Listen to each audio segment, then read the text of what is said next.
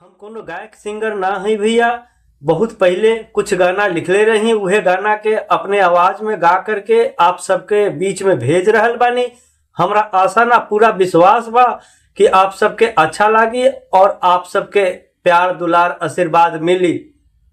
अपना बना के सपना दिखा के, अपना बना के सपना दिखा के तू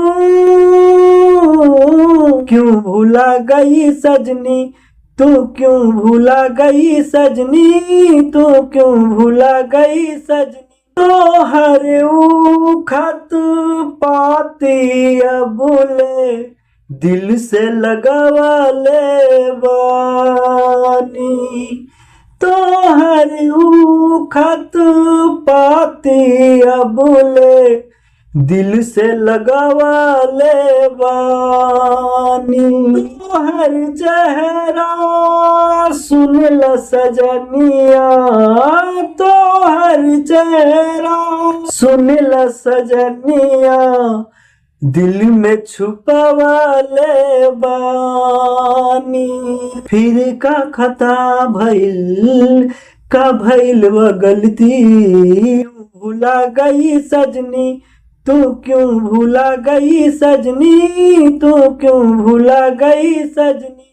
अपना बना के सपना दिखा के, अपना बना के सपना दिखा के तू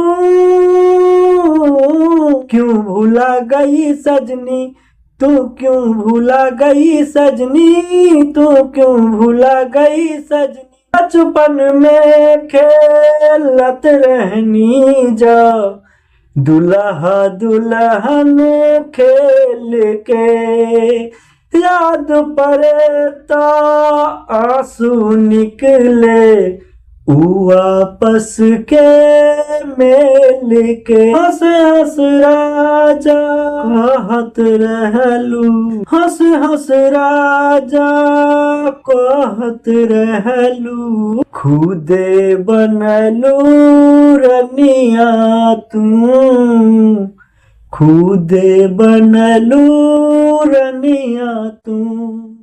क्यों भूला गई सजनी, तू क्यों भूला गई सजनी, तू क्यों भूला गई सजनी। अपना बना के सपना दिखा के, अपना बना के सपना दिखा के तू क्यों भूला गई सजनी, तू क्यों भूला गई सजनी, तू क्यों भूला गई सजनी। लाइक शेयर कमेंट जरूर करिए भैया और डिजिटल भोजपुरिया का सब्सक्राइब जरूर से जरूर कर ले। धन्यवाद।